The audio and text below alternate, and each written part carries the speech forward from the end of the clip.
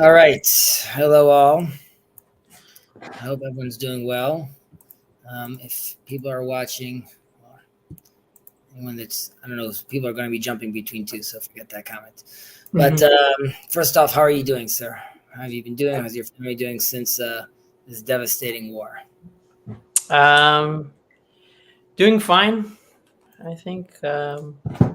It's been a week and a bit, so yeah, already feels like we've A been at lifetime ago. yeah. But yeah, family's okay, but you know, shaken but motivated.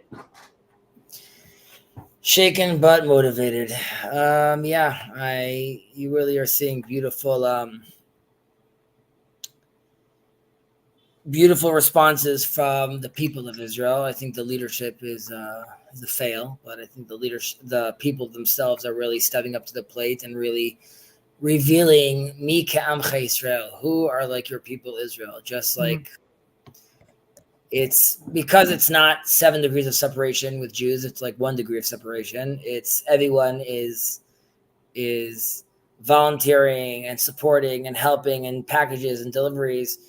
Specifically, I'm looking at the reaction from the secular and from the ultra orthodox, and there's been a lot of ultra orthodox would like to enlist right now. So it's not that I want them necessarily to enlist. It's just I want people to realize that we are doing this thing together. Sorry that I'm talking about Zionism. I'll fix it, Jacob, by saying I hope that the Jewish people will recognize how they need to accept the yoke of God on them, and hopefully Israel will become the proper state it's supposed to be. Um, Yeah, but uh, I think the situation in Israel kind of just to kind of like it kind of puts an emphasis on the difference between there's the political Zionism, and then there's the existential Zionism. Like it, like there's a reason why history has brought us to that place at that particular point of time, and that's because usually stuff like this will happen, and then people will just need to move or just build up whatever they could. Right? The Jews would have to do that, and now there's actually a chance where you can improve the situation and not let it happen again. So that's a different uh, Zionism. yeah, listen. To me, this is all like on biblical scale. Depending on what will happen, we'll see if it's actually biblical. But to me, this is, and if there's a book I think you'd find fascinating if you're down to read it. Um, it's called Hesped LeMashiach, a eulogy for Messiah by Rabbi Yuda Leon Ashkenazi. Hmm. Mini two, and it's like reading it, you tremble because it's so relevant to like where Israel's dealing with right now. But this also relates to the relationship between Mashiach ben Yosef and Mashiach ben David, and it relates to them each recognizing themselves as such, each recognizing the other and understanding its necessity. But hopefully the silver lining will be that this battle, just like we will galvanize after the declaration, the War of Independence, and the 6 Day War. Hopefully, this will be. If we were in Reshit Tzmichat Geulatenu, then hopefully we could be in the next part of the chapter Hmm. after this war. And yes, Israel will always be different, and um, I hope the sons of this new generation, my kids, are merging into a new Israel, and hopefully one that is um, more, I would say, more connected religiously and more connected. I want to say democratically, I guess, but basically, like really trying to balance that and be a proper light to the nations. Having said that, the learning that we'll be doing now is in commemoration of all those who have lost their lives, and uh, and it's totally fine if you want to use this to all the ones that innocent that lose their lives in Gaza as well. Ashrei Adam Shenivra B'Tselem. All of us are created in God's image. Um, Also, for the captives, of course, our prayers go out to them, and we hope for a swift return for them home safely. Amen. We were on. So I think so. We're in chapter 3, and I think the last one that we did was Hey 5. Or No, Torah. I don't think we did. Hey, You don't can think? you go back to the one beforehand? Yeah, and we finished with Mitchayev ben Nafsho, I think, right? Yeah. Okay. Right. We discussed how stopping from learning, really keeping yourself distracted. It deals with the moments when one could, waking up at night and doom scrolling, or the second you have a moment for yourself and deciding to just use that time to immediately pick up your phone, just to like not have that second of being bored. This is where the Bible, the Mishnah is already telling you should be maximizing your time, even your lull time. And it's not necessarily because you should be learning. Rather, this is magic time for you to look inwards, be introspective. And these are not moments where you need to be nervous about. Rather, these are moments that you should be able to celebrate and realize how valuable they are. Yeah. It's like, it makes me think about like when you find like $10 in your pocket, right? That's not like money that you're going to save. That's magic money that must be spent. So like here too, like if you wake up and like that your wife is sleeping in the middle of the night, like you've woken up to magic time, like you could think with zero responsibility. All right, so Rabbi Nechunya ben Hakana Omer, Kol HaMekabel Alav Ol Torah, Ma'avirin Mimeno Ol Malchut, ועול דרך ארץ, וכל הפורק ממנו עול תורה, נותנים עליו עול מלכות ועול דרך ארץ. Rabbi Nechunya, the son of Hakana, would say, one who accepts upon himself the yoke of Torah is exempt from the yoke of government duties and the yoke of worldly cares. The one who casts off the yoke of Torah is saddled with the yoke of government duties and the yoke of worldly care. Okay, so that is... 1 second. There's something wrong with my screen. Please. Okay. I'm just muting myself for a minute.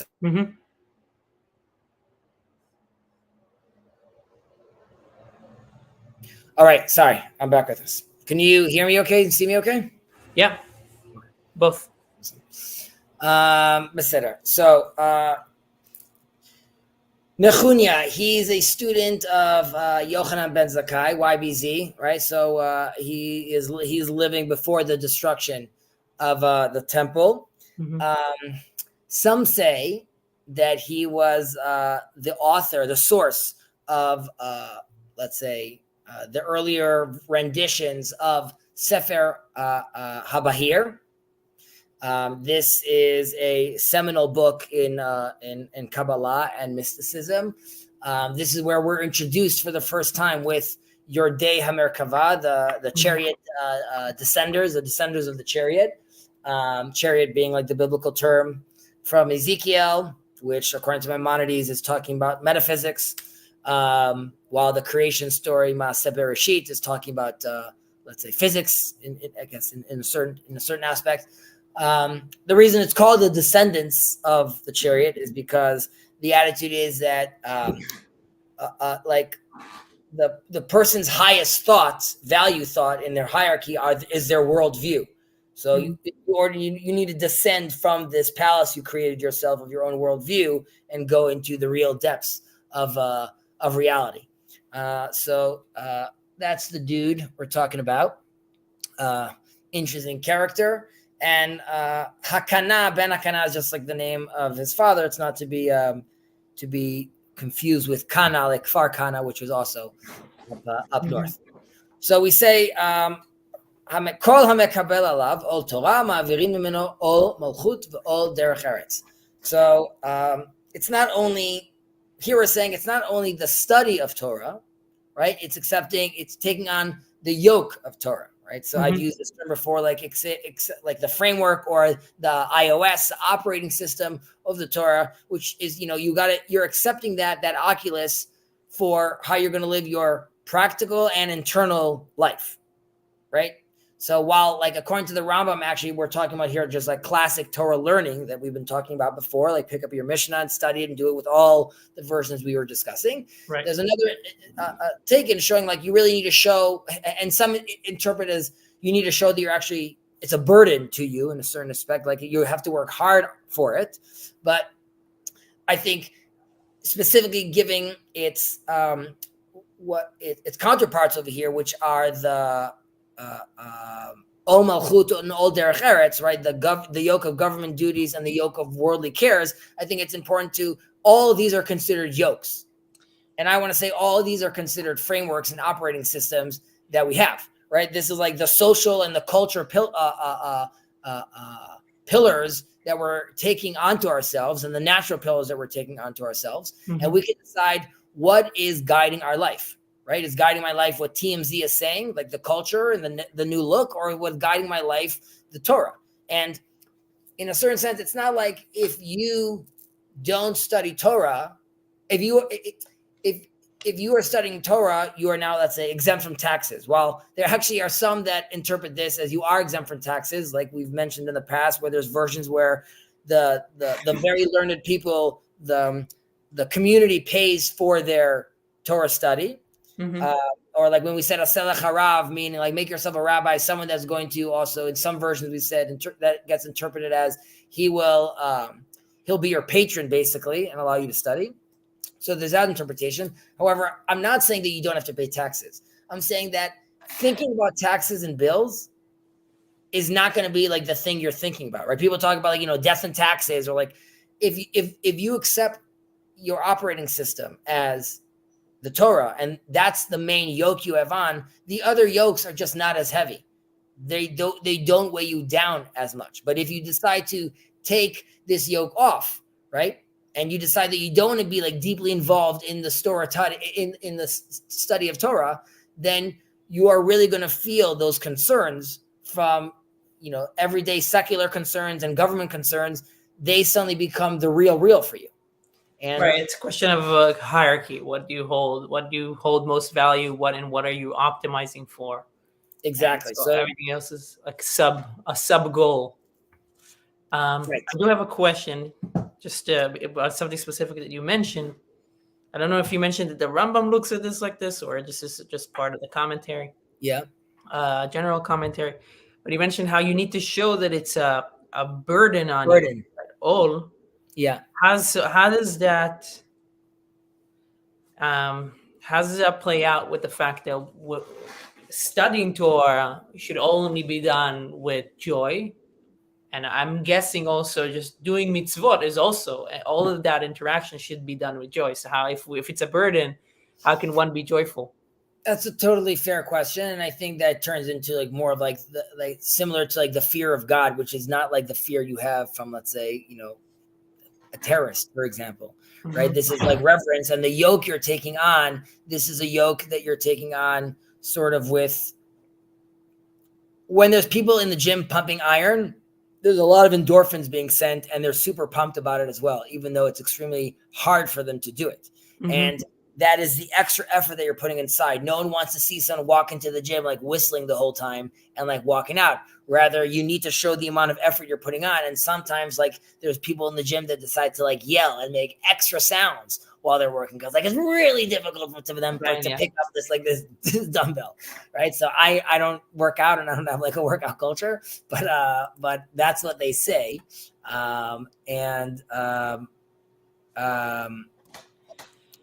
So yes, I just wanted to look at the comments, which I'm looking at right now.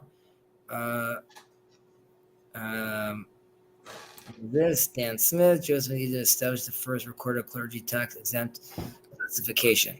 There you go.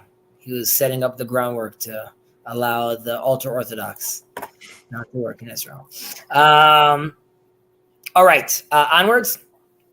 Yeah, onwards. Yeah, okay. It's just I don't think it's just very interesting to consider the physical metaphor.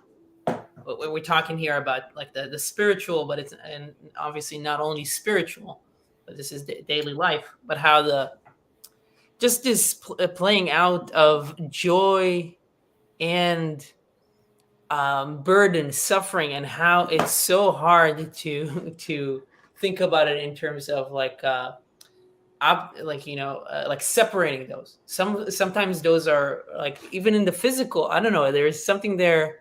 There's a difference though between the study of Torah and the yoke of Torah, where like you should be studying Torah obviously when you're joyous.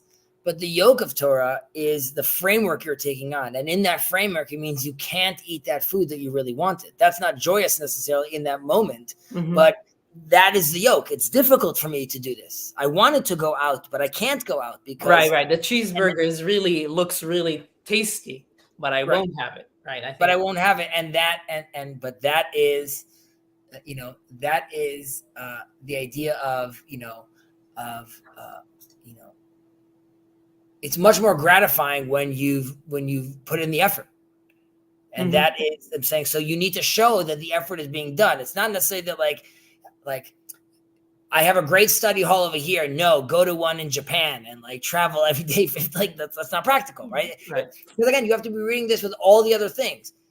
Assuming you have a job, assuming you have money, assuming you got married, like all the other stuff that they first already, the mission at the same time is putting into place for you. Like, well, obviously don't do it if like, you're going to be studying like, like in a stinky place. And obviously like, so they're already controlling for so many of this like quote unquote yoke, very difficult yoke that you're taking on. However, it's saying that you have to realize if you're just like on flying on automatic, then you're not feeling the yoke of the Torah because it is limiting in a certain sense. It's that limitation allows for you to ascend and reach higher heights. But there's a process of that. And we have to be removing the peel during that process. Yeah. Right? Or like the cocoon, right? That process is painful. Right. Okay. So like we just said, on the flip side, that's what happened if you decide to live in those frameworks and you're going to be stuck arguing about did or didn't the Kardashians, fill in the blank, whatever the next scandal is, if there's still a thing, the Kardashians. I'm not sure. Okay. Next, number 6. Rabbi Chalafta ben Dosa, ish kfar Hanania, omer, 10 שיושבים ועוסקים בתורה, שכינה שורה ביניהם, שנאמר, אלוהים ניצב בעדת אל. ומניין אפילו 5, שנאמר, ואגודתו על הארץ יסדה. ומניין אפילו 3, שנאמר, בקרב למשפוט. ומניין אפילו 2, שנאמר, אז נדברו יראי אדוני איש אל רעהו, ויקשב אדוני וישמע. ומניין אפילו 1, שנאמר, בכל המקום אשר אזכיר את שמי אבוא אליך וברכתיך. Let's just read this in English as well. Rabbi Chalafta, the son of Dosa, of the village of Hanania, would say, 10 who sit together and occupy themselves with Torah, the divine presence rests among them. As it is stated, the Almighty stands in the congregation of God, in Psalms. And from where do we know that such is also the case with 5? From the verse, he established his band on earth. It's the best band on earth. And 3, from the verse, he renders judgment in the midst of the tribunal. Also Psalms. And 2, from the verse, then the God-fearing conversed with one another, and God listened and heard. Malachi. And from where do we know that such is the case, even with a single individual? From the verse, every place where I have my name mentioned, I shall come to you and bless you. All right. So, interesting Mishnah, which there's also echoes from the Mishnahs we read recently, if you recall. Okay, let's just put things in context. Rabbi Chalafta ben Dosa, so he is Rabbi Meir's student. And some people called him Abba Chalafta as well. We don't know much about him. We know that he's from Kfar Hanania, which was They were known for making very good plates, like ceramic plates that were like very strong. I don't know if they were pretty, but they were very strong. Durable. Get your plates. I think there might even have like a thing still there in Kfar Hanania up north where they still make plates. Mhm. Probably better technology, but that's what they do. Okay, so we're talking about these 10. Asara shiyoshvin v'oskim b'Torah, Shechina shvera b'nehem, shene'emar Elohim nitzav be'adat el. So first, why 10? 10 has a communal dimension to it. 10 is, the world was created with 10 utterances. There's the 10 plagues. There's the 10 commandments. The number 10 also is like shows on multiplicity. Like, there's more to it that grows. However, that's why the letter Yud is 10, which is like, it's a dot. So it shows like unity in multiplicity. It's like a center dot, but it represents multiplicity. So we have a lot of numbers that we've discussed over here, like 3, 5. And so like 10 is also one of those heavy hitter numbers. So we're not surprised that we are seeing the number 10. Mm-hmm. There is a difference because you could ask off the bat, like last time we ended also saying it could be 2 or it could be 1 when we had a certain discussion. So like, there is a linguistic difference over here. Last time we spoke about that shtaim sheyesh benehem, that have been between them Torah. Here we're talking about people that oskim b'Torah, Torah, that are dealing with Torah itself at like a different level, where you're saying that like sort of if it's between two people, then you sort of know it's legit that they're talking about the Torah, because that's the point of conversation that two people are having. When it's 10 people, if it's just a conversation, then that could really go all over the place. When it's 10 people, but they're focused on it, then like we could see more that like it makes sense that God would be there, because that is a specific discussion about the Torah. Mm-hmm. As far as like the verse it uses over here, Elohim nitzav be'adat el, and in English it was the mighty stands in the congregation of God, right? So this the congregation there is specifically talking about, we see the word congregation is also used in Edah, which was used with Cheta Ega, with the calf. Mm-hmm. And there's a reference that it was talking about 10 people. So this is where they learn that Edah and Edah is talking about 10 people. That's at least like what the commentary has taught. That's what we learn, that we're talking about 10 people over there. And obviously if it's an edah, if a congregation actually did establish itself, then it's sort of demanding of God to be present as well. So that's... Is the story, the having a minyan is like from the spies. And is that's also 10? I don't know if it uses it. Sorry, not the golden calf, the spies. The spies. Okay. Chetem Meraglim. Sorry. Chetem Meraglim. Okay. Correct. That's the edah that we learn about the 10. Okay. Right. Okay. Good on you. Just those are the two big sins, and I blundered them. Yeah. Okay. Minayin afilu chamisha sheneemar. We say ve'agudato aretz yazda. So here too, aguda. You could also learn about it from like we just had Sukkot, where you do an aguda, you bring all the different plants together. Mm-hmm. But aguda is usually shown as 5 fingers that are brought together as one. And this is not like 10, right? So this is less than the 10, mm-hmm. which is more, like we said, communal. So this is strong. It's defensive, but it's still it's still oriented properly. So you could be like, it's more of a defensive stance as a fist, which you would be like is less ideal than the communal, which is already more accepting. But nonetheless, even defensiveness, apropos our situation right now in Israel, there's still a solid orientation to that. And that's why God still, he is still the foundation of that orientation of the Agudah. So therefore, he must be there as well. Yeah. Uminayin afilu shlosha. And where do we know about 3? Shenemar bekerev Elohim yishpot.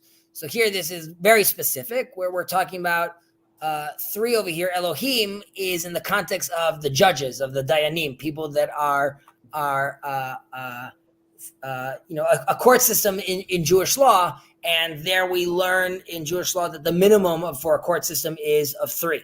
So here we see that even if 3 are getting together now to pass judgment on something that's going on, so here again they require God's presence to be there to assist them through this, and as 3 they're calling up upon him for that kind of guidance. Again, so this is less than 5, which we said was oriented. This is 3, and there could be people going a different direction, but yet their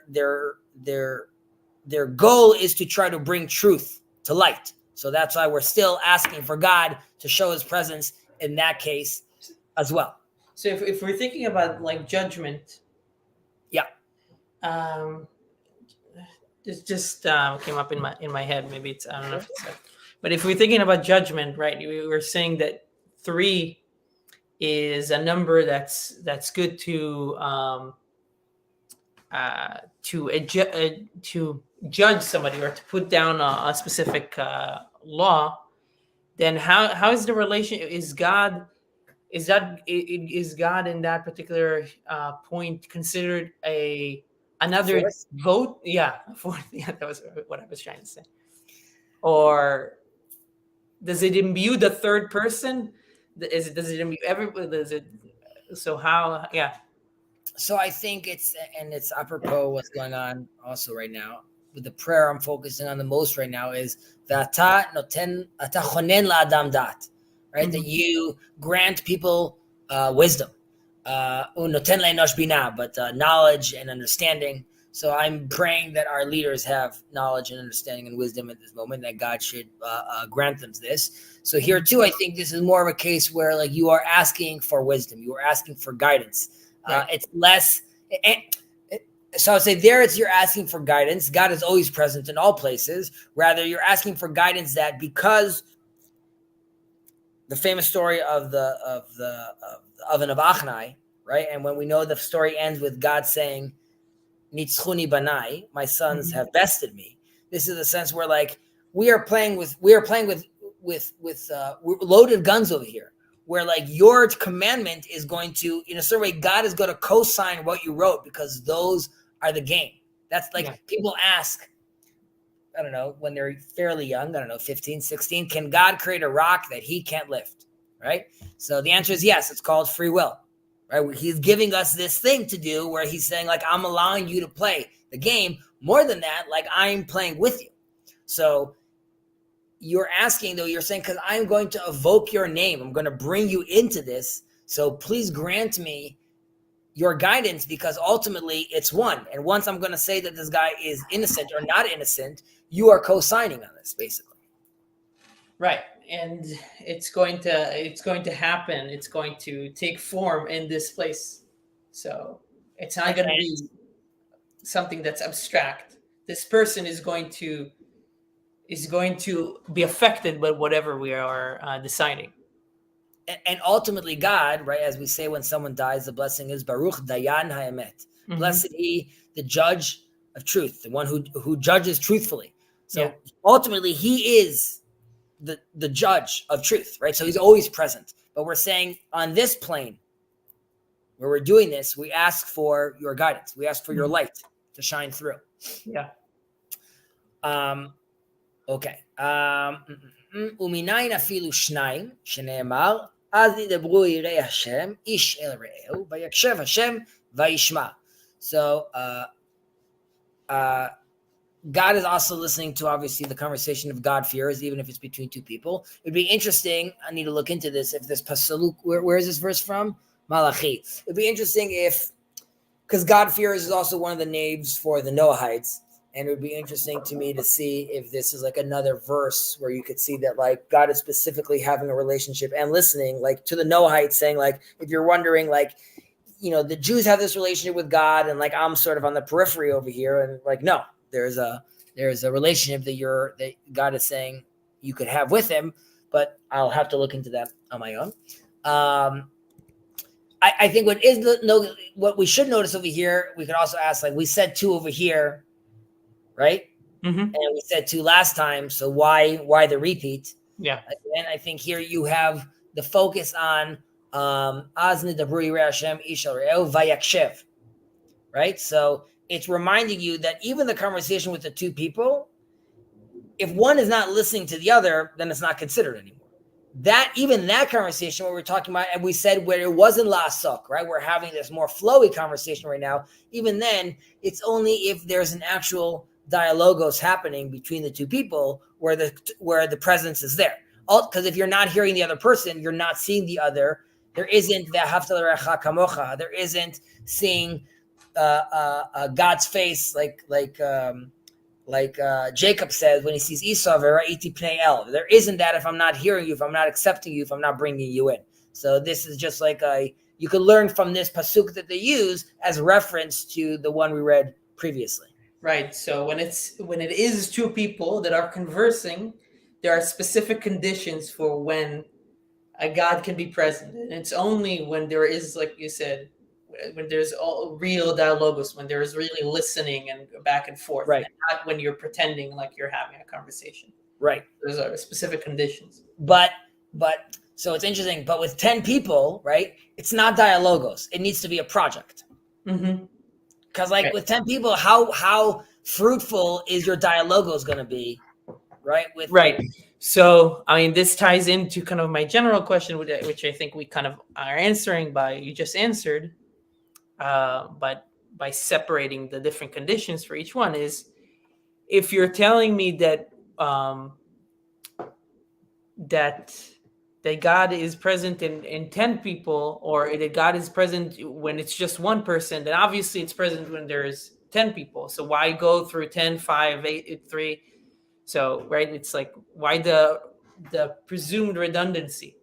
But one way to think about it is, like you mentioned, we want to specify how, when it's 10, the context and the conditions are different. There's a different way of syncing with God, and when it's 2, there's a different way of syncing in God. When it's 1, it's a different way. So that's what I mean. Because let's go back to, like, we have this moment. I woke up in the middle of the night, right? So like that's one level of conversation with God, and we are told even with one, and we're going to see in a second, like he's also there, obviously. So like yes, talk to him then. But that's a much different conversation that you're going to have where Jordan Peterson does his roundtable, which is like a project where we're all going to sit around this table and discuss this topic. Okay, so even if there's already at that point, there's a dialogos happening, which is nice. That wasn't you guys decided to go get pizza and then have a 17-hour conversation about Exodus. Rather, it was something that's pointed. I would mention, though, just as far as your question, like, why do we, if we know it's at 1, why are we not starting with 1? Because sort of like the 70 facets of God, right? Or the Shivim Panim La Torah, like the more vantage points you have, the more of God you're going to start being seen, right? So like, yes, the one person can have that conversation, but he's going to eventually get to the limits of his intellect. Yeah. But once he puts his hand around and you create that human chain, you now are leveling up, because that allows you now to really, which is why dialogos is important. It allows you sort of to reach that next level. I forget what this is called, like in physics, but like, there's like those holes that you could be sitting in there, like are built like a cone. And if you just try to walk up, you'll keep sliding. But if you keep on running like in this circle sort of around, eventually you just make it sort of to the top. And like it requires this motion sort of around. And like I would say, like sort of with all these people, the more people you have, like you have this edah, you have this this whole group. And eventually you have a kahal, and eventually you have an am. Right, you have a people, and and the possibilities are different for each one. Yeah, it kind of connects to something that I studied yesterday, where it's even just having one other person other than yourself allows you to actually be effective with your midot, with your emotions. Your emotions are, in one way, they are for you, because you can be happy or sad or love or hate, but it's only when there is somebody outside of you that you can actually effectively love or hate them. Like you can do something with that, or more practically, like if you want to donate or volunteer, right? Like if you want to do tzedakah, you can do tzedakah when it's only you, you need to have somebody else that you're helping. So that's why you need one other person. And if you have 10 people, you can do tzedakah on a different scale, and it's a different interaction, and there's something else, and you kind of play around with that. So yeah. I think just to dovetail on something you were saying about like you can't give charity yourself. That's why in Jewish law, even the poor person has to give charity. Mm-hmm. Like, obviously within limits. If he has nothing, then nothing. But the idea is that like you too should feel that like you're always going to deal. The Torah sort of sees the reality of, I don't know what happens in the world to come, but sees a reality where like there's always poverty. And like it requires people sort of dealing with that. Even the poor people need to realize that reality as well and pay it forward, so to speak. All right. ומניין אפילו אחד, שנאמר בכל מקום אשר אזכיר את שמי יבוא אליך וברכתיך. That's in Shemot. Yes, that's in Exodus. Exactly. Okay. So like we said, any place where we're going to evoke God's name, he'll be there ultimately. He's like, he's one place. There's we mentioned Va'aseh beitcha vad lachachamim, make your house a place where the wise people, the sages congregate. So Rav Chaim from Volozhin, the famous Rav Chaim, he says that like in one's books, in one Torah books, you're never alone because you have all the sages and the commentary on the side. So there's constantly this joint learning. You're never learning alone because you're always learning through the prism of the ones who came before you. There's Rav Soloveitchik, as I'm sure you're reading his books in a book club. So there's a famous story of his where as a child, he talks about how he would hear his father have like these discussions and learning groups, and he would be in his bed. And when his father would come in, he would ask him, he's like, did Maimonides win? Did the Rambam win? And he said like, no, not today. And he would go to bed like sad because obviously, ultimately, he had probably a very strange childhood. But he and his family, the Brisk family and the Brisk dynasty specifically, like really lived in this world where they had these sort of conversations. There's this famous anime show called Baki Hana, and in Baki Hana, what helps him train and phase shift to the next level is he fully visualizes. He has this talent of fully visualizing his opponent in front of him, and he trains through this visualization of like, it's called like shadow boxing or something. But he gets hurt through this as well. Like he suffers pain from this, and you could even say that this is like the level of wrestling that Jacob is going through, according to some commentaries, when he's fighting the angel. Right? This is like this full internal struggle that could leave, in a way, weaker form, leaves a writer with writer block, right? Like I can't write, my arm won't work, like to leaving someone, leaving Jacob limping from this interaction with his inner self. Like it was so traumatic that it was physically difficult for him. Yeah. So that's one interpretation, that one is never alone, even if he's alone. There's another interpretation, which is like, the Torah itself is God's name in a certain sense. So like you are learning, like even if you're alone, by learning the Torah, you are evoking his name just built into the system because you are learning his word. So ultimately he's always there with you. But I think these are just, these are like the general commentaries, which are nice, but generally we're seeing a focus over here that is like, it doesn't matter if you're in a group or if you're in alone. Like the point is like the acting of engaging like in the sacred text of the Torah, or like will bring in the divine presence. That's what the invitation is. Like if you are learning God and you are understanding God, then you are bringing him closer to you. And it's conveying a sense of like encouragement to be doing this, no matter what the circumstances is. So whether you find yourself like alone, or whether you find yourself like in a huge community, and the Torah is always focusing how you need to be, the Mishnah is always focusing how you need to be part of community, how important that is. But it's also letting even if you're alone, even if you're in that person that's like, which we've already spoken about how dangerous it is to be the person that's in the fringe and alone. But even this person, even if he's alone, should realize God is always with him, and he could always interact with God in that sense. Yeah. Hala? Okay.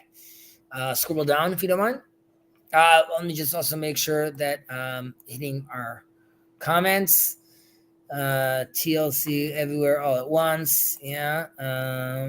But this is serious, not casual. Right. Okay.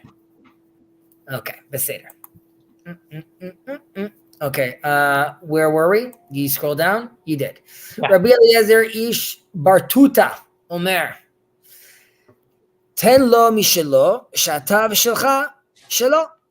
וכן בדוד הוא אומר, כי ממך הכל ומידך נתנו לך. רבי יעקב אומר, המהלך בדרך ושונה, הוא מפסיק ממשנתו ואומר, מה נאה אילן זה, ומה נאה ניר זה. מעלה עליו הכתוב כאילו מתחייב בנפשו. I just see Plevis is writing over here. Plevis, thank you for earlier, Chazi. No insult intended from my end. Plevis, not at all. I'm not fully sure what you're referencing. Like, I didn't see a comment of yours that I found offensive. But all love. We're all working through a lot of stuff, and I'm glad that you're here. Rabbi Eliezer Elazar of Barbosa. It sounds like he's like a pirate. Barbosa would say, "Give him what is his. Give him what is his. For you and whatever is yours are his." And as David says, "For everything comes from you, and from your own hand we give it to you." Rabbi Yaakov would say, one who walks along a road and studies and interrupts his studies to say, how beautiful is this tree? How beautiful is this plugged field? The Torah considers it as if he had forfeited his life, always with these extreme closers over here. Yeah. Okay. So what do we have over here? So first of all, we have Rabbi Elazar, this dude from Barbuta. So he was famous for keeping a lot of the commandments, a lot of the mitzvah, doing a lot of these righteous deeds. And he was also really known for being extremely, extremely giving, a philanthropist of sorts. They gave a lot of charity. They say that, I'm sorry? That makes sense based on what he's just saying. Exactly. That makes sense based on what he's just saying. And so much so that they would say that the poor people of the town wouldn't ask him for money because they would fear that he would give them everything and he'd be left with nothing. Because they're like, you don't need to do us any favors. We know you're really, really into doing those stuff. Yeah, it kind of reminds me of my mother-in-law. Like, we know that we shouldn't say, "Oh, what a nice plate," or "what a nice," like, because we know once we say that, she will give it. I joke around that my wife is like the nicest person in the world, and that, like, if she was being mugged, she would tell the guy, like, "I'm so sorry, I didn't bring my credit card. If I would have known, I would have brought." Like, I'm just like, I only have small bills. I'll quickly make them for you. So, anyways, I get that. Okay, so we say, "Ten lo mishalo, shata v'shelcha shelo." Big statement over here, right? Give him what is his, God being his, for you, and whatever is yours are his. So ultimately, when one gives charity, he should feel that he's giving ultimately what is God's, right? Everything here is God's. Everything we have, everything we own, all comes from God. So when we give charity, we don't have to feel like I'm giving something of my own and I'm losing. Rather, I'm just paying it forward, so to speak, like we were saying earlier. There are some interpretations. Sorry, go ahead. So just to make sure, like, when you just said that, you said it's for God, but like, if I look at the Hebrew, I didn't even consider it. I thought it was just two people. Teno mishelo, like, give the other person his, because obviously in the Hebrew, like, you can't tell if it's like a person or God. There's no capital, let's say, where you have like capital H. So I'm assuming there's commentaries on how it's either or.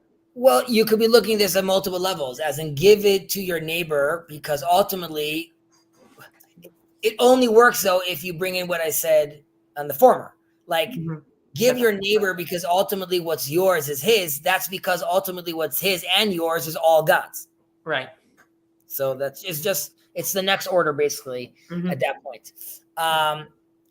Now, this is like an intense line if you think about it, like because you could very quickly get to a place. And I'm just thinking about it because I mentioned this in the last stream, like a few, like whatever, an hour ago, that ultimately this is what we saw humans used to do. You sacrifice yourself because that is the ultimate. Because I'm yours. And that's how you could really feel like you fully have given yourself, which people in ecstatic conditions have done many, many times, right? The Aztecs, like they're all going up because like this is really the ultimate sacrifice. Like I could give you a calf, I could burn some incense, but like here is like a virgin, right? Like and like in a real sense, like if you look at this statement, that is where it leads you to at the end of the day. That is like the logical conclusion. If you want to give back, you are giving back all of you at the end of the day. However, even just praying and giving tzedakah, and even just praying and studying Torah is like you're giving yourself. You're taking away from things that you could do, or from things like even if you consider your family, like you're not spending time with your family, you're going to somewhere else. So it's also giving up parts of yourself. What I'm challenging is I'm saying a statement like this is sort of telling you then like why ultimately am I not giving myself me? Mm-hmm. Like why at some point am I not looking at this and being like, okay, like just take me back because I'm yours. Right. That is like the biggest gift I could give you back is like I'm returning to you. So complete unity. Yeah. This is also the wording is important. God tested Abraham. Mm-hmm. He did not. The question arises: did God not test Isaac? Right? He's the one that's getting sacrificed. But we know, or as we learn, as the Kabbalists also teach us, that Isaac represents din, represents justice, the left hand of God, so to speak. And in that logical sense, if you look at it that way, then you're like, yes, of course, ultimately I'm giving up myself. And Isaac was his mindset. Mm-hmm. The test is for Abraham to come and say, you don't follow this to its logical conclusion. Rather, this is the difference between God's wisdom that the philosophers could play around with and God's will through prophecy, which is Ratzon Hashem. But I don't want you to do that, Abraham. This is the test. The test is even though that's where the logical conclusion leads to, and that's where everyone around you is doing, and your son is willing to do it, that's the environment you're in, right? Like everyone's chill. The test is, and the lesson is, no, you're not doing it. That's not what I want. My will is something else than the wisdom that through its mathematical language in this world brings you to the conclusion. I want something else. I want something higher. That's just an offshoot of this. But I'm saying this sentence of ten lo meshalosh atav shelo is like a very, very scary sentence. Mm-hmm. But thankfully, God had us covered. Okay, we'll move on. V'chen David, what's the source for this? We say David. V'chen David omer ki mimcha kol umiyadcha natnu lecha. Right. So this is what when King David is collecting treasures for the temple. These are things that are given to him, and he's telling the people of Israel, "Give me your treasures and don't hold it close to your heart, because ultimately all of this is his." Mm-hmm. Also, there you could also look at this as saying, yes, God gave me life, but now forever I'm walking back to this same point of being like, since I'm born now, I'm always going to have to give him back. To that, the answer would be, this is really mechadesh kol yom ma'aseh bereshit. This is God that's not just the God of the Big Bang. Rather, this is this is not just the unmoved mover that did one move and stepped away. Rather, this is the God that every single day is involved in sustaining life and creating life. Some who want can interpret this as evolution, as this is constantly happening every single moment of every single day, and this is showing how this is constantly we're moving forward towards a certain goal. So God's involvement and God's renewal and God's gift is eternal and continuous. So it brings us back to recognizing that it's not that like we were born or one day when 13.8 billion years ago. Rather, here today, now at this very moment, it's still all His. I'm a big fan of God. So what we're learning over here is we're really seeing like that, like it's also reminding us that ownership in general, like, I'm not trying to sound like a communist, but like, is transit. And like we have responsibilities of what that is to steward what we have and really pass it forward properly to the next generation. That could be wisdom, that could be material things, but we have to see how much we focus on these things and how much we see them as like ours. Right. And it's interesting that this is practical at different levels, because obviously in Israel, when there is a Sanhedrin, or assuming, then the really all estate is temporary. Right? There are laws like 50 years, 7 years, like you don't really own it. But in a way that kind of like needs to in a fractal fashion needs to shape our whole understanding of this dual existence, kind of like what we spoke about in Sukkot, where you're living in this hut, this temporary hut, understanding that things are temporal, but there's this fight, or paradox between like the infinite and the finite. Thinking like what's eerie is, the Simchat Torah, when this devastating attack happened on Israel, is the day that we leave, the first day that we leave the sukkah, we leave the hut. Mm-hmm. And in a certain sense, Israel was leaning back on its kochi u'otzem yadi, right? My power and the strength of my hand, which God always warns us about, right? We had this technological Eden. We had all our informants. We have the best intelligence, right? So that is the stable house that we built ourselves. That's our Tower of Babel. But God says, like, I tell you to be in your sukkah, because the day you leave your sukkah, the second you leave that understanding that this is my game, that's how quickly you could get ransacked. People can be ripped out of their homes, literally. So, this is it's close, touches close to home, like, sort of that interpretation as far as seeing it that way. Yeah. We have to realize that, yes, that these things are temporary, and prioritize them accordingly. Yeah, and I feel like people have this. I'm sure, because I've had this feeling multiple times in my life. It doesn't take a terrorist attack for you to do something like that to you. Even just going to the doctor, and then the doctor telling you have this specific illness now. Suddenly you get some kind of like a diagnosis, and you're like, this is kind of like the, when people say like something else, like something fell on me. Like at that moment, I was completely different, and like you realize that like right before that you were one thing, and then right after that you're suddenly a person plus that thing, which is really, it's very hard. It's this gap that you can. It's this experiential perspective I'm trying to tie in, like Vervaking here, the gap that you can't experience until you actually have are part of it, or until you actually experience it. So yeah, I don't remember what my exact point what was that was, but I agree that it's something that you need to experience, and people talk about like, the Jubilee year being like sort of like a utopian understanding of like what could actually be like, we're letting all these people loose right now and we're giving rid of debts, but it could work, like we said, on an individual level. If it starts, there's that famous movie like Pay It Forward, if it actually starts from within the community.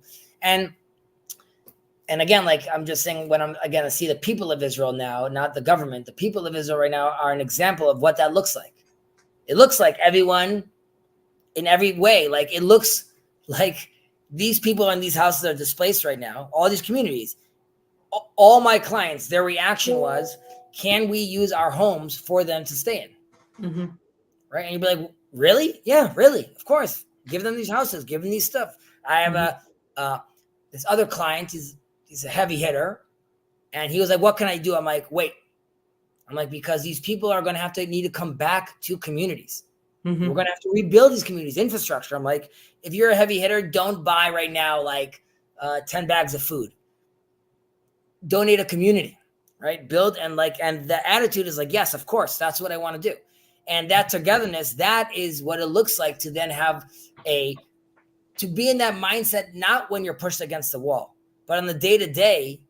If you recognize that, if you see how much good you could actually do so quickly, how you could galvanize so quickly, right? Like even the protest, they took that energy, right? The protest against Netanyahu and quickly reoriented into like all these WhatsApp groups that we had immediately turned into like, okay, these are charity WhatsApp groups right now. So that to me is how you build that kind of reality, how it really looks at those 50 years. Yes, everyone, we want you to go free because that's we have a system that could allow for that. Right. Yeah. And I think that's a beautiful thing. Again, this is my route into understanding this. So this is why I'm mentioning Verveki, but this is the beautiful thing of thinking about the liturgical year, the Jewish year, as a form of a psychotechnology where no matter what, at one point of year, you consider the temporality of life. You go sit in a place and you realize that, like, if it's raining, like then it's going to be uncomfortable, or that you actually need to build something even though you have no idea how to build it. Because all you do is sit and work on the computer, let's say, right? So those things that they force you to realize something, to put yourself in a different place, almost like its own Egypt, right? Like it forces you to go to a place, experience that, and then take that back and apply it, and then make things better in a different way. As Peterson mentioned, commented quite nicely with regards to Nehushtan. Nehushtan was the copper serpent that was made in the desert that eventually we get rid of it because it ends up causing for idol worship. But Moses tells the Israelites that complain about they're dealing with these serpents in the desert and we're dying.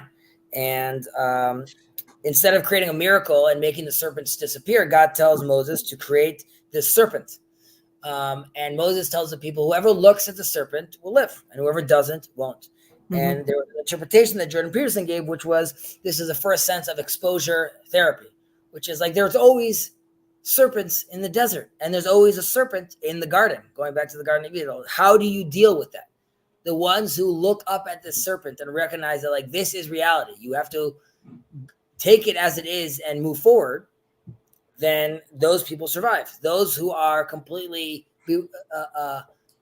flabbergasted by reality and can't attempt even to look at this, then they're not going to be able to make it.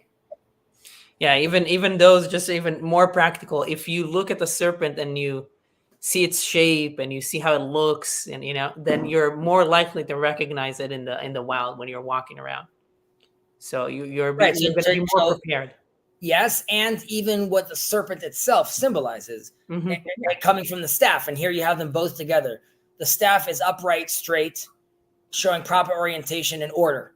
And you have, and this is always the flip side of Moses, right? He's the basket on the water. He deals with the Red Sea, that he has to split it. And even here, there's a sense where like he throws a stick down in front of Pharaoh and it turns into a serpent, showing it could turn into chaos very, very quickly. This order that I'm presenting you right now, Pharaoh, could turn into chaos very quickly. And the Israelites need to look at this staff and recognize that like this chaos is always existing. You have to learn how to deal with it and wrap it around order. And as we say, watatim shol bo, and you will have to deal. And in a certain way, it's almost the snake wrapped around the tree.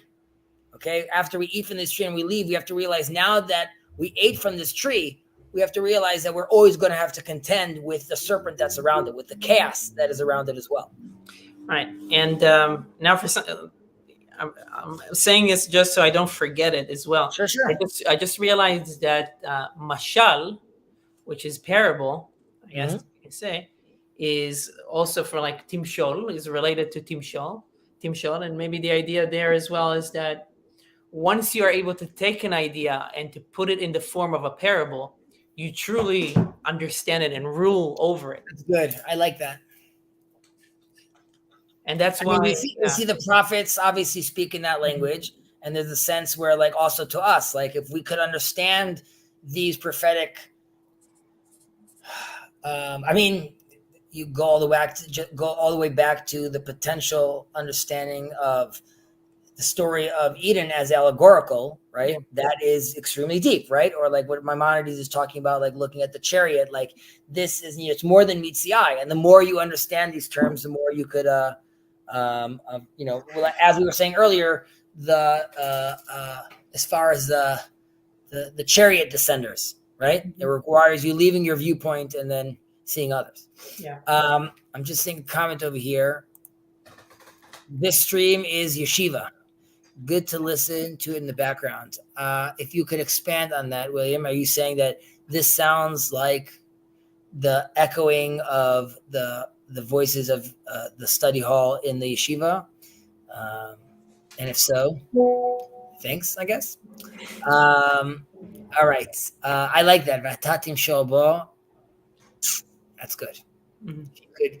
I mean, you see a real sense of that with the scapegoat, lack of a better term in English, where there is an interpretation, as Nachmanides mentions, where it's recognizing that evil exists and meeting it, going out once a year to the fringe and actually like getting into a dialogue with it and sacrificing something to it almost, which is, we go as far as saying that like, it's almost like we recognize other powers, quote unquote, idol worship. Like we're going to this, like this evil power out in the desert that some people even called Azazel, but we're only doing it because we're commanded of God to do so. So like, this again goes back to the only person that commanded us to build idol is God, asking us to build this snake or asking us to build these cherubs. Mm-hmm. But the snake and Azazel is both God saying like, there is evil in the fringe. And sometimes, like in Job, I allow it in a certain sense to do its thing, mm-hmm. right?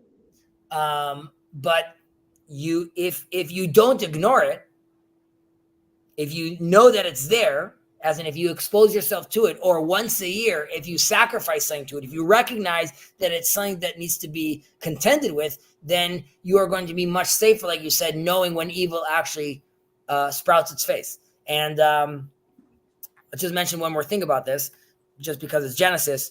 We read with regards to Cain and Abel, right? It's very short verse, but Vayomar Cain lehevel achiv, right? Cain speaks to his brother, calls it Cain speaks to Abel, his brother, and then it says Vayakom, he rose up, right, and he kills him.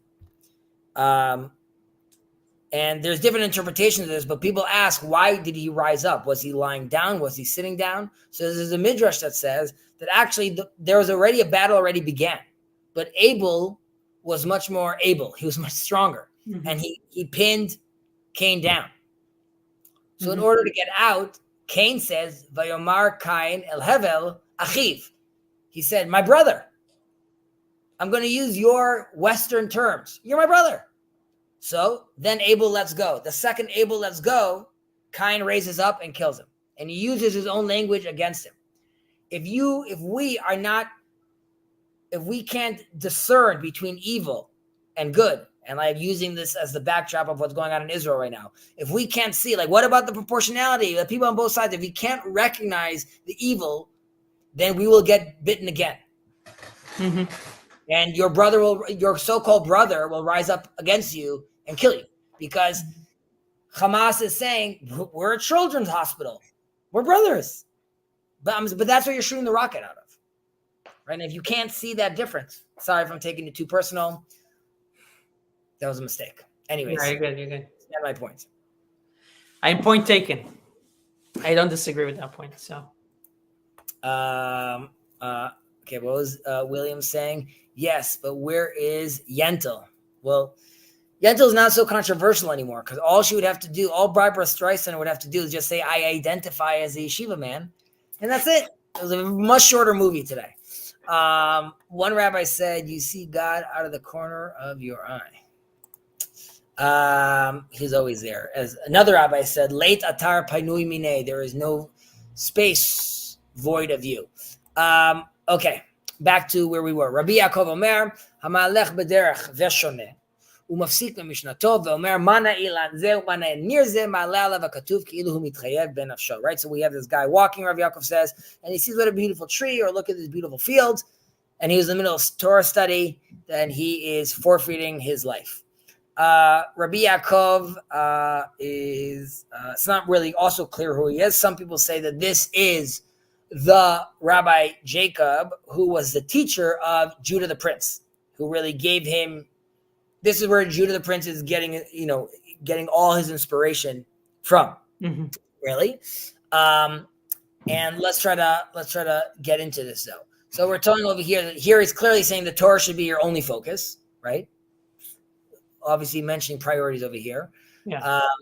When we say that he's shoneh, right? That he was, what does it say in English? One who walks the road and studies. So one who walks on the road and studies, just so we should realize what that means, there's no Kindle and there's no iPads. That means he's shoneh. He is memorizing. We're seeing an example over here of a little window into what the life of someone that is studying Torah, like we just said. The prerequisite is if you're walking, you're probably memorizing, right? We said we have these little moments right now. You're walking, so you're going to be studying. You're doing the act of shinun. You're doing the act of memorization, which eventually, as I'm saying that it's Judah the Prince, his student, Judah the Prince, that's how their interaction would have been. Judah the Prince eventually decides, whoa, I'm done with this memorizing while we're walking. We need to write this stuff down.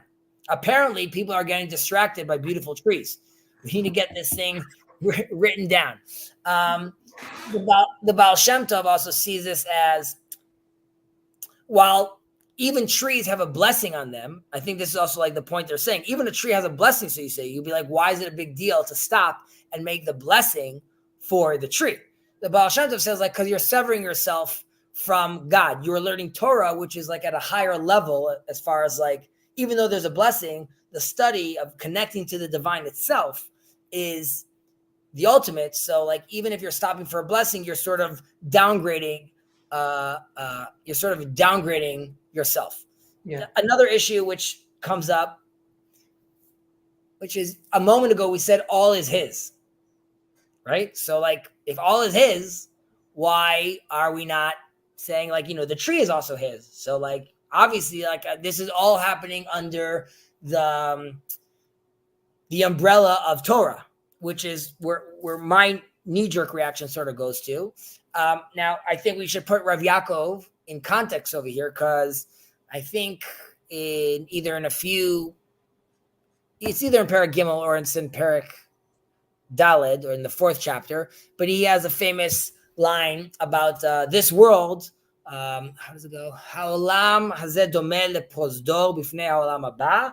Hatken atzmecha b'prozdor kedei shetikanes l'traklin. So this world sort of looks like a hallway to the world to come. And you should prepare yourself in the hallway so you'll be able to go into the grand room, to the grand palace. So taking that and bringing it over here and focusing actually on the wording over here. Rav Yaakov says, he who walks along the road and studies and interrupts his studies, v'sheyafsik. So and I'm going back to this last thing I said about the corridor and the world to come. You could ultimately say, why is there not this dichotomy between there's this world and there's the world to come? That is not the world that Rav Yaakov is saying. Rav Yaakov is giving an example of a hallway. A hallway is inside your house. Okay, if all the doors are closed, the hallway seems very dark. However, if you have some doors that open up, lights from the main hall still makes itself in. So it's a continuum. It's a connection between people. Exactly. And because it's a connection, if we would have read the Mishnah differently, if we said, we'll try it this way, Hamehalech baderech v'shoneh, ve'omer ma na'eh ilan zeh u'ma na'eh nir zeh, it would be, he studied Torah. Or in English, I would say, one who walks along the road and studies and sees a beautiful tree and says how beautiful the tree is, that wouldn't be a problem. The problem is that he stopped. He created this difference between like, I'm going to stop studying right now and I'm going to bless the tree. However, if your mindset is, this is all one flow, right? Part of my study is the appreciation of the beauty, then you could say, then that person is not forfeiting his life. He is Right. someone that's under the umbrella. He is someone that's recognizing that he's in the hallway trying to make his way to the grand hall. But one who sees himself in a separate house, this is Torah study, and now I'm going to see a nice tree, even though he's going to say a blessing, there was a severing over there. He looks at them as different, and he didn't recognize that they're all, back to what we just said earlier, all is his. You just have to be able to hold that kind of mindset of that this is happening all the time, everywhere at once. Right. Yeah. That kind of connects to. I've heard this story before, and that kind of connects to the question that I've heard there. The issue that I've heard there. The issue is not about looking at the tree per se, just by in itself, but the fact that you separate it, that you see that as separate than the work of God, or the Torah doesn't speak about that, or is that's not connected. It's just two separate things. It's almost kind of like thinking about the like you're learning Torah, but then when you're dealing with people, you don't care, you don't really care about them, or you act in an unprofessional way. So you're not really putting those things together. It's as if the it's as if the Torah for you, it's a portal, and then everything else is like it's a portal to another world, but you're in a separate one. So correct. I would say I would stress even more, even if you recognize that there's a blessing on the tree, it's still, there's like, you're still creating, like you're creating this hierarchy. And if you create the hierarchy, which is not ideal, it's almost like sort of like now it's too late. Like now you're forced to act by that hierarchy. Yeah. And now that that's your hierarchy, because you decided to play in a more limited game, those are the rules you impose on yourself. And now you are forfeiting your life because you have this hierarchy. However, if you're more open to seeing this thing as a continuum, then obviously you don't have this issue. Rav Shirky gives an example of how there's people that, because we have a blessing. There's Birkat Ilanot. There's a blessing we make on the trees. So there's people that run to do it because they want to be Zrizin Makdimim Mitzvot. You should try to be the first one to participate in the mitzvah, in this just act. So do it as early as you can, right? The early bird sort of gets the stone. So also with the early bird doing the first mitzvah. So there's people that run out the second the tree starts to show like its first little leaf, and so they want to make their blessing. But those are people that I'm saying are playing at the lower level, I think, because to them it's very systemized. However, I think it's, don't be the first one to say it. Rather, take your family, Rav Shirky says, to the field and bask in all of God's glory with regards to, like, now when all the trees are fully blossoming, where you are taking it fully in and participating in making this blessing as part of that. I never stopped my learning. Rather, like when I left my study hall with my family, this was because it's all part of the flow. And I wanted to bring them into this place where, like, I'm not stopping from my studying learning. Rather, I'm enhancing and I'm embodying my study learning by being in the field when it's fully in bloom. That's a good point. I think we'll stop there. Yeah, sounds good.